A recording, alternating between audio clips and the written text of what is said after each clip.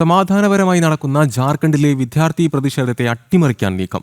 പ്രതിഷേധം ജാർഖണ്ഡ് സർക്കാരിനെ പ്രതിരോധത്തിലാക്കുമ്പോഴാണ് അതിതീവ്ര ഇടത് വിദ്യാർത്ഥി സംഘടനയായ ഐസ അക്രമത്തിന് ശ്രമിച്ചത്. ജാർഖണ്ഡിലെ ചോദ്യപേപ്പർ ചോർച്ചയിൽ വിദ്യാർത്ഥി പ്രക്ഷോഭം ശക്തി പ്രാപിക്കുകയാണ്. റാഞ്ചിയിലെ വിദ്യാർത്ഥി സമരത്തിന് രാജ്യവ്യാപകമായി പിന്തുണ വർദ്ധിക്കുന്ന സാഹചര്യത്തിലാണ് സമരം അട്ടിമറിക്കാനുള്ള നീക്കം നടക്കുന്നത്. പ്രതിപക്ഷ നേതാവ് രാഹുൽ സമ്മർദ്ദം ശക്തമായപ്പോൾ സമരത്തിന് പിന്തുണയുമായി രംഗത്ത് വന്നിരുന്നു. പിന്നാലെയാണ് അതിതീവ്ര നിലപാട് സ്വീകരിക്കുന്ന ഇടത് വിദ്യാർത്ഥി സംഘടനയായ ഐസയുടെ രംഗപ്രവേശം. ഡൽഹി ജന്തർ മന്ദറിൽ നടന്ന പാറ്റ സമരത്തിലെ അക്രമത്തിന്റെ മുൻനിരയിൽ ഐസയുണ്ടായിരുന്നു. അങ്ങനെയുള്ള ഐസ റാഞ്ചിയിലെ വിദ്യാർത്ഥി സമരം അട്ടിമറിക്കുക എന്ന ലക്ഷ്യത്തോടെയാണ് നീങ്ങുന്നത്.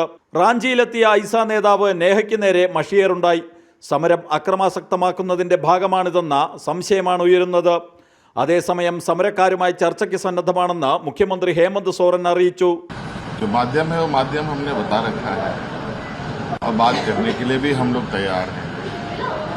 सरकार हर छात्रों का, अब तो हम इस जो छात्रों की इच्छा है उस इच्छा को हम जयपाल सिंह स्टेडियम से बाहर तक ले जाना, पूरे राज्य की जो हमारे छात्र छात्राएं हैं. വിദ്യാർത്ഥി സമരം സർക്കാരിന്റെ നിലനിൽപ്പിന് ഭീഷണിയായപ്പോഴാണ് മുഖ്യമന്ത്രി നിലപാട് മയപ്പെടുത്തി രംഗത്ത് വന്നത്.